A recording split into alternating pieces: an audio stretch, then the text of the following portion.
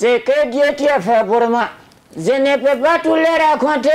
Ce que Dieu t'a fait pour moi, je ne peux pas tout le raconter. Il me lavait, il me sapait dans son nom. Oh, pour lui, je me chante. Alléluia. Je chante.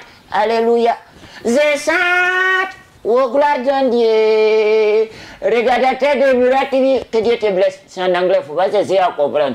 Non, nous devons toujours adorer et louer Dieu. Vous savez, j'ai invité un frère un dimanche. On était à l'église en train de louer le Seigneur. Et le pasteur, il prêchait. La prédication, c'était sur l'adoration.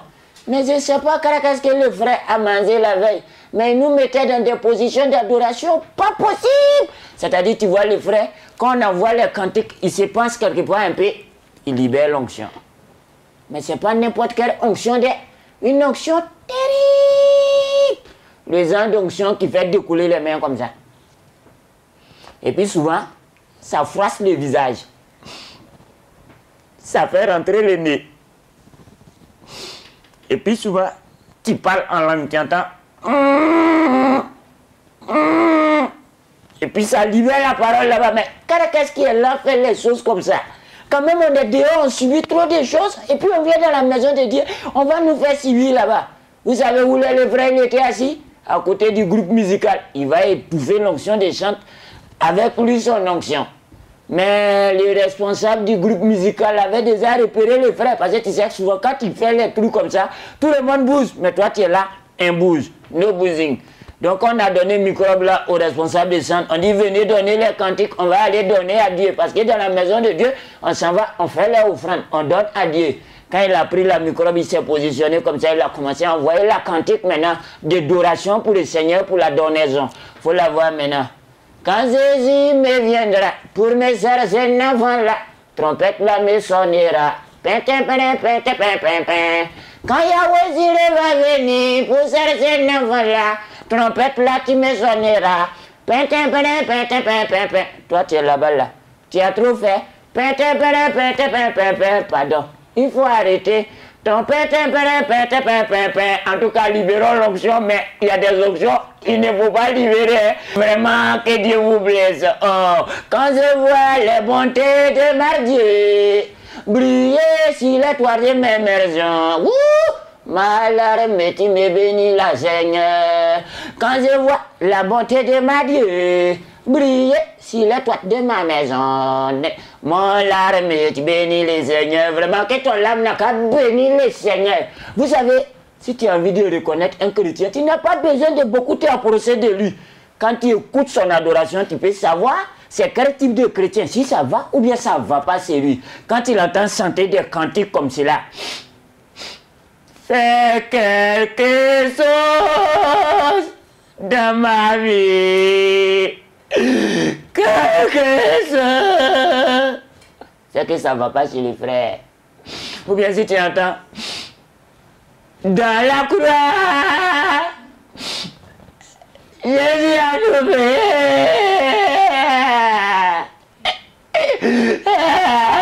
Oh galère, ça ne va pas chez les frères.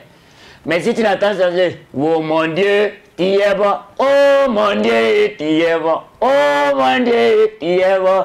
Tu es bon pour moi, tu es bon. Oh Jésus, tu es bon. Oh Jésus, tu es bon. Oh Jésus, tu es bon. Tu es bon vraiment. C'est que là où il est là, son miracle est très présent. Si tu vas, il va te donner une offrande grave. En tout cas, chantons les cantiques du Seigneur. Adorons l'Éternel en tout lieu et en tout temps. Que Dieu vous blesse.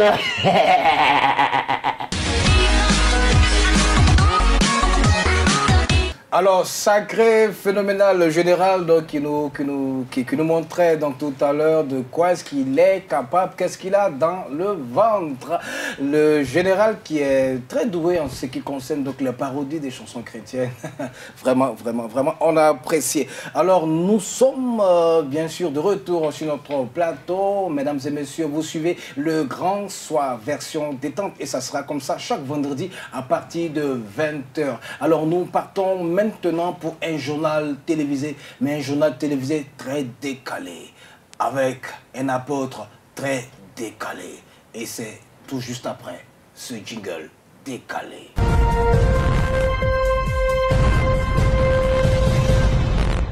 Bonjour mesdames, mesdemoiselles et messieurs, bienvenue au journal décalé, salé, sucré, pimenté. Alors si vous ne vous sentez pas bien, faites-vous sentir par quelqu'un d'autre. Au sommaire, grand scandale au jardin d'Éden. À cause d'une pomme, on les a chassés du jardin. Commentaire, Tabafo.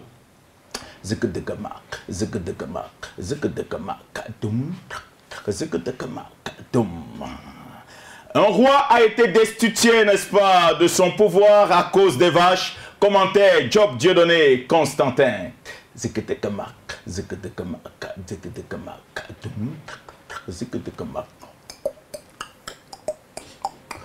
Ah oui, les travaux de la tour de Babel. Les travaux de la tour de Babel sont arrêtés. On ne sait pas pourquoi. C'est le financement qui manque. En tout cas, le commentaire, n'est-ce pas, de Ateba Yene. Événement. Un en a parlé à un prophète. Voilà. Un en a parlé à un prophète. Commentaire. Tabafo. Mesdames et messieurs. Alors... Nous revenons, n'est-ce pas, à ce grand journal, n'est-ce pas, décalé, salé, sucré, pimenté. Et comme on le disait tantôt au sommaire, nous allons ici laisser la place à notre envoyé spécial Tabafo du côté du jardin d'Éden, à cause, n'est-ce pas, de ce grand scandale, n'est-ce pas, qui a eu lieu dans ce jardin. Tabafo... Oui, je vous reçois, monsieur l'apôtre, cette succès, effectivement, je suis bel et bien au jardin d'Éden. Vous savez, c'est le jardin, n'est-ce pas, qui est situé, comme on dit même, son nom même, Éden même, voilà. À côté, n'est-ce pas, de l'Euphrate, voilà, mais ce qu'on ne comprend pas, c'est que l'homme vraiment n'est pas du tout gentil. Voilà un monsieur et sa femme. Ils sont dans un jardin, ils n'ont pas de problèmes comme nous autres. Parce que la différence avec nous, c'est qu'eux, ils n'ont pas de beaux-parents. Voilà. Mais c'est Adam et Ève. Ils n'ont pas de beaux-frères ni de belles-sœurs. Voilà, on les a mis dans le jardin avec beaucoup de manger. Il y a les fruits en agogo, les mangues, il y a les mandarines, il y a les avocats, les cannes à sucre, il y a les arachides, il y a tout. Tout simplement pour voir les petites obéissances. Voilà, les propriétaires du jardin disent que vous mangez de tout, mais il ne faut pas manger l'arbre qui ouvre l'intelligence. On l'appelle l'arbre de la connaissance du bien et du mal. Bon, on ne sait pas ce qui s'est passé effectivement, parce que je n'étais pas sur les lieux, parce que moi-même je vais entrer dans le jardin d'Éden pour mener les enquêtes, mesdames, mesdemoiselles et messieurs, mais je ne peux pas entrer. Je ne peux pas entrer parce que je vois des gros chérubins, n'est-ce pas, avec des épées flamboyantes. Et dit que si je tente, ils me coupent. Même Adam et Ève eux-mêmes ne peuvent plus entrer. Donc je suis en train, quand je suis arrivé, je vois Adam et Ève, ils sont en train de se discuter avec sa femme. Voilà, ils disent que sa femme dit que c'est toi. Lui aussi dit que c'est toi. Bon, ils sont en train de s'accuser. Bon, la partie que j'ai trouvée, voilà, c'est Ève qui dit qu'Adam est bête. Voilà, c'est ça là. Bon, je dis, mais comment ça, comment toi tu peux dire qu'il est bête? Comment tu peux dire ça? Il dit que mais on nous a chassés aujourd'hui dans le jardin à cause d'une simple petite question qu'on a posée à ces messieurs. On lui a demandé, Adam, où es-tu?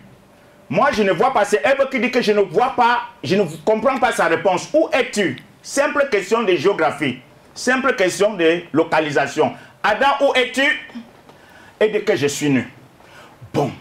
C'est là où moi je lui ai demandé où est le rapport entre la localisation et ta nudité. Il dit que c'est là où Dieu a dit que pardon, sortez vite du jardin. Sortez du jardin. Bon, Adam, lui, il est en train de m'expliquer que c'est à cause de la pomme qu'elle a mangé. Elle a mangé 2 fois, elle a croqué 2 fois et puis elle lui a donné qu'on les a mis dehors. Donc aujourd'hui, je les ai trouvés là, tout nus. Voilà, bon, mesdames, mesdemoiselles et messieurs, et nous pouvons comprendre qu'aujourd'hui, tout ce que nous vivons dans ce monde revient, n'est-ce pas, remonte depuis le jardin d'Éden.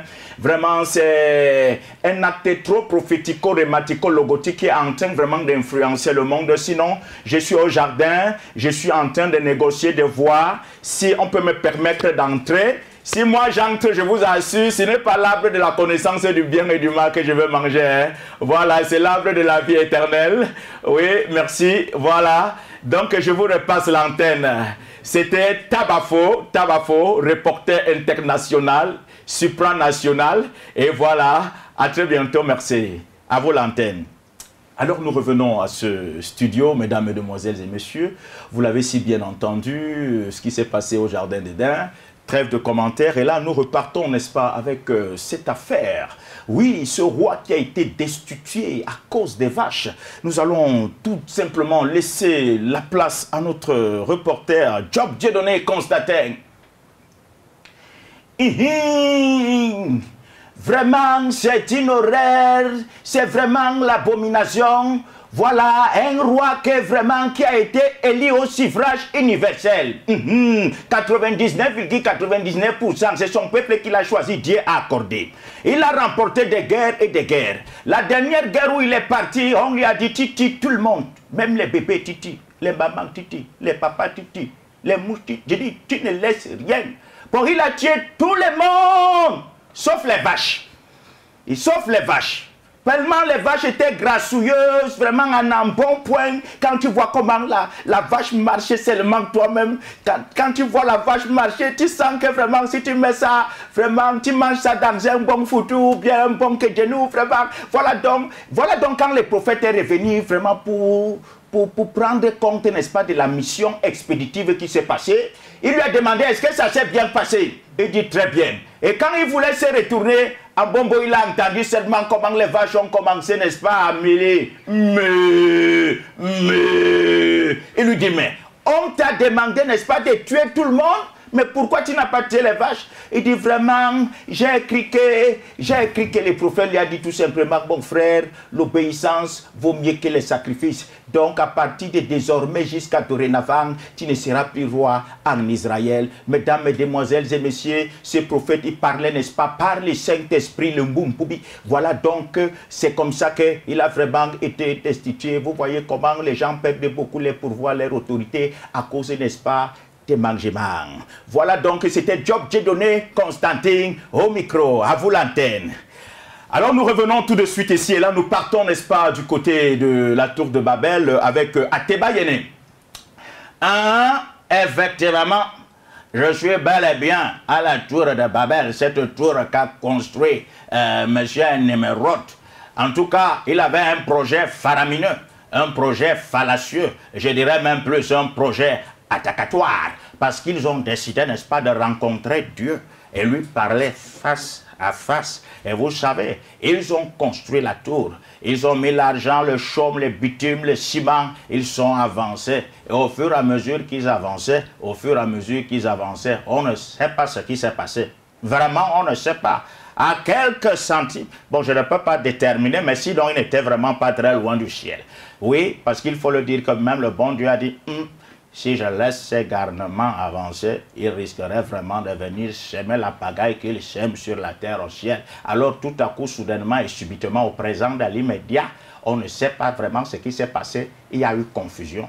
Ils ne pouvaient plus s'entendre. La communication ne passait plus. Et voilà donc comme ça, les travaux se sont arrêtés. Les travaux ne se sont pas arrêtés par manque de financement. Il y avait bien de l'argent. Ils ont voté un budget. Mais c'était la communication parce qu'ils ont commencé à parler qui en chinois, qui en bété, qui en baoulé, qui en doula, qui et voilà donc, chacun a pris sa route. Et voilà donc comment la tour de Babel s'est arrêtée. C'était Ateba Yene depuis, n'est-ce pas, la tour de Babel.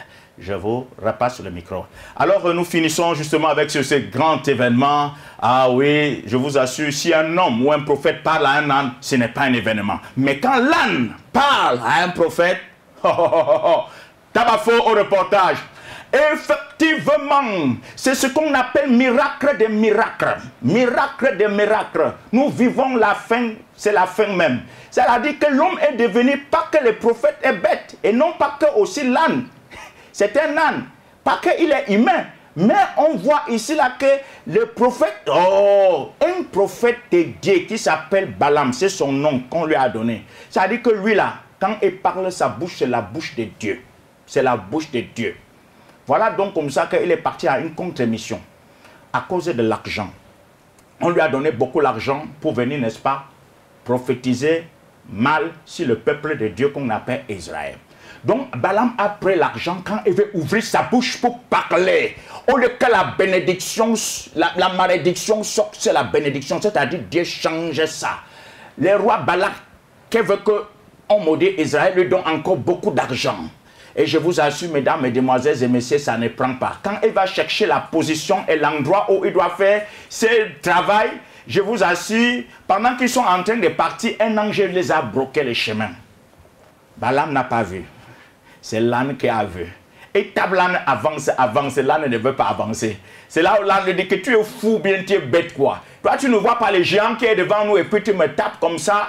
Mesdames, mesdemoiselles et messieurs, je peux vous assurer que toutes les fois que vous refusez d'obéir ou bien vous désobéissez, n'est-ce pas, à la volonté de Dieu, même votre chien, même votre fourmi, même votre coq peut vous parler.